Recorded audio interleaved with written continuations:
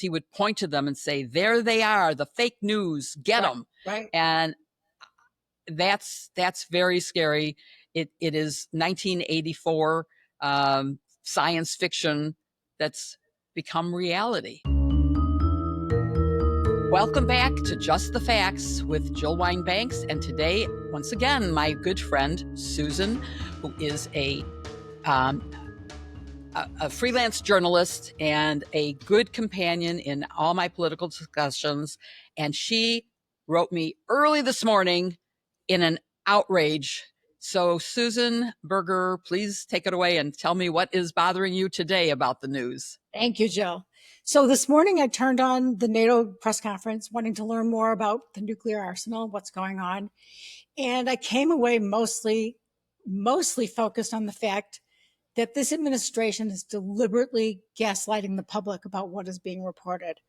And clearly we don't know definitively whether the bombing in Iran is set back in the nuclear program for years. But what we do know is that this administration is really good at disparaging the press. I've been a reporter for about 25 years. I've written for the New York Times, the Washington Post, the Chicago Tribune. I know how thorough the process is.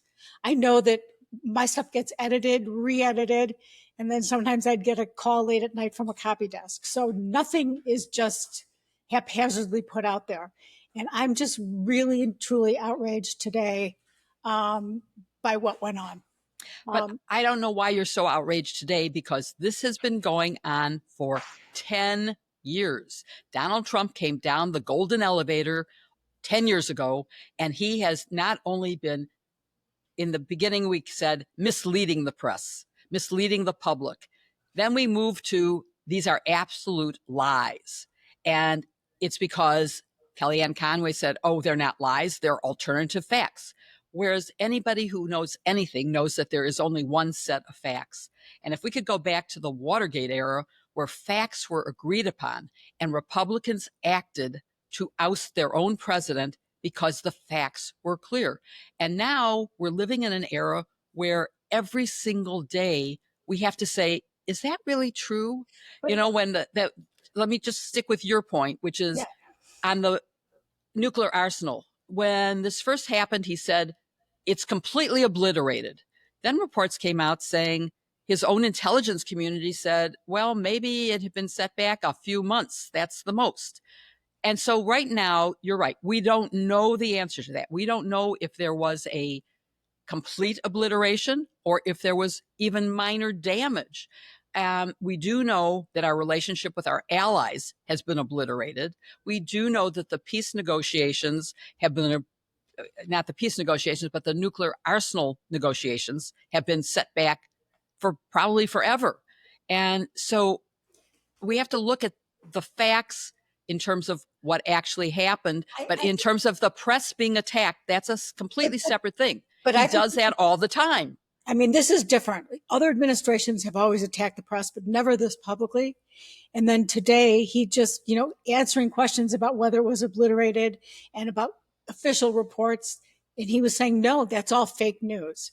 And he turned to Pete Hegseth and said, let him explain. And he got up, and I'm going to read this. This is basically a few lines from what he said.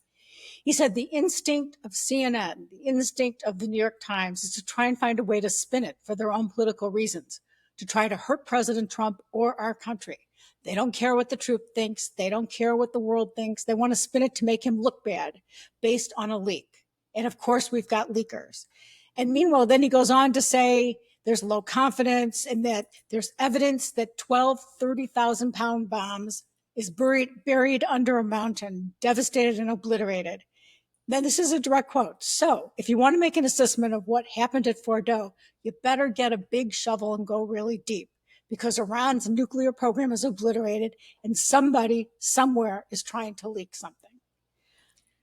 So there's no basis for that, right? I mean, we have no evidence. The evidence is quite the contrary, but even that evidence is of questionable value at this point. Exactly. As someone who worked in the Pentagon and who had the opportunity to review aerial photographs, in my case, it was whether North Korean troop strength was increasing at the border. I know how to evaluate photographs.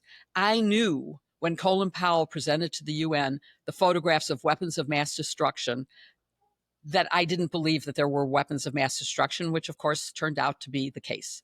I cannot evaluate because I'm not seeing any evidentiary photographs. But Jill, nobody back in those days was saying to award-winning reporters like Kelly O'Donnell, "You're lying. You know, you're fake news." And Kelly O'Donnell said to him very, very nicely, very respectfully, "But you're not disputing the report was what it said, even though it's initial." And he said to her, to Kelly O'Donnell, "You should be proud of these pilots. You shouldn't be trying to demean them. These pilots flew at great risk, big chance they'll never come home and see their husbands or wives.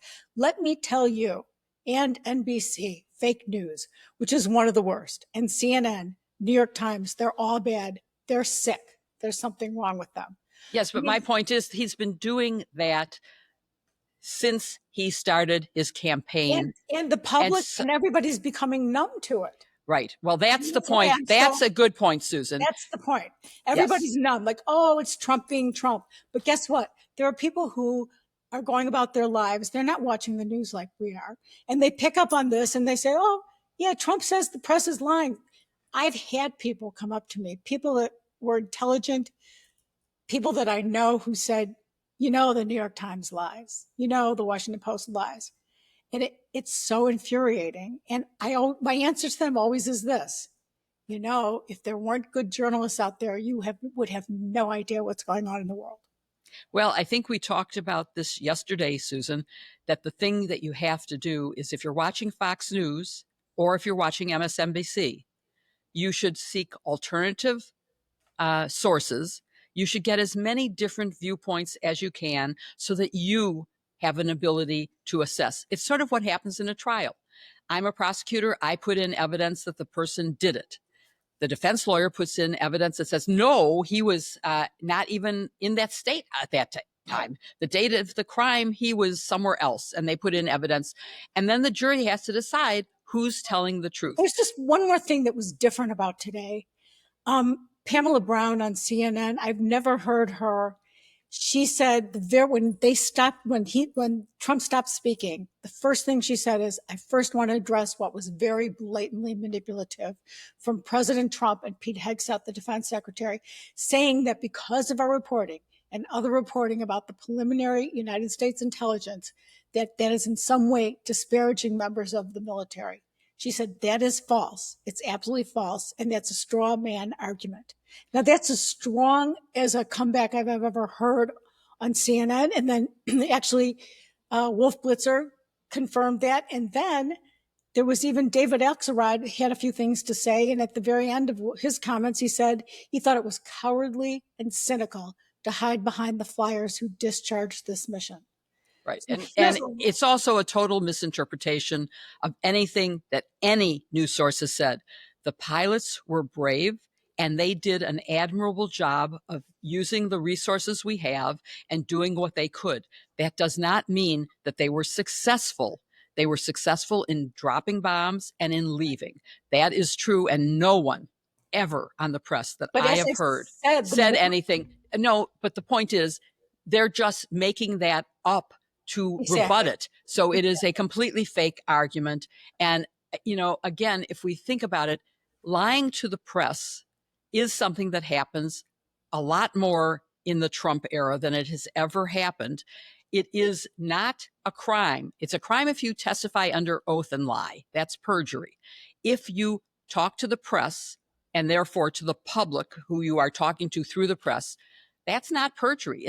It could be impeachable. And that's what's so dangerous, though, isn't it? Of course, it's dangerous and it must be stopped. But I think your earlier point is really where I want to take this and conclude our conversation, which is it is dangerous because the public is getting numb to this and they're just sort of accepting it.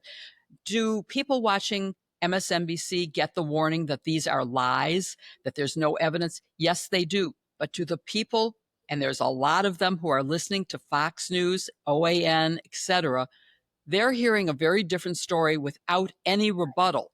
And so they believe that what he's saying is true, that they have obliterated Now, a few months from now, when intelligence, and remember, Donald Trump's own intelligence information was that, sorry, hold on, goodbye.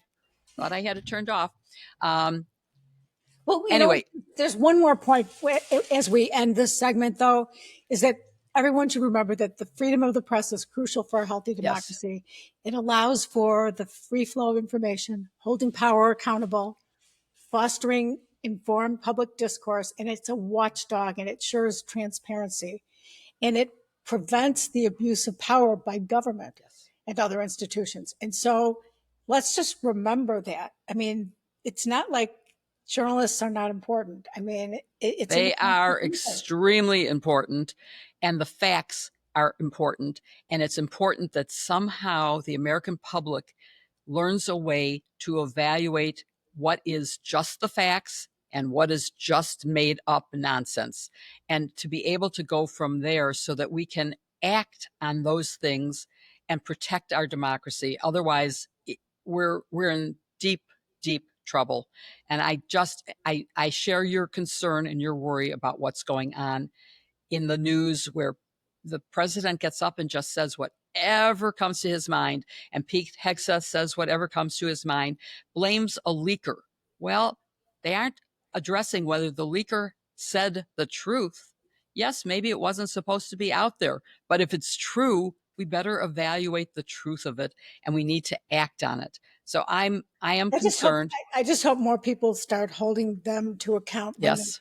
completely and totally deliberately gaslighting. And I'm sure you remember back in the first campaign how the press was being threatened by Trump crowds, because he would point to them and say, there they are, the fake news, get them. Right. And that's very scary. It is 1984 science fiction that's become reality. And we are needing to protect the press. I have to And say, you have to hand it to people like Kelly O'Donnell, who stand there very poised and they just listen to it and they can't really say much, but I hope we spoke for them. And I hope that people will remember how young people wanted to become journalists because of the Watergate reporting and what the importance of investigative reporting was, and that they aren't turned off by the danger that the press is now facing, and will continue to seek out careers in investigative journalism or just in local journalism to report what your city council is doing, what your school board is doing, and to learn to look at a transcript of what is said and then to evaluate, does that sound true or is that false? Hey, I was in college during Watergate, Jill. I watched every single minute. We took a little black and white TV out into the backyard in Denver where I was at school, and we watched the whole thing. And that was why I wanted to be a journalist. Yeah. So there you go. I'm glad you became a journalist and that you're willing to share your outrage today with me about the attack anew on the press.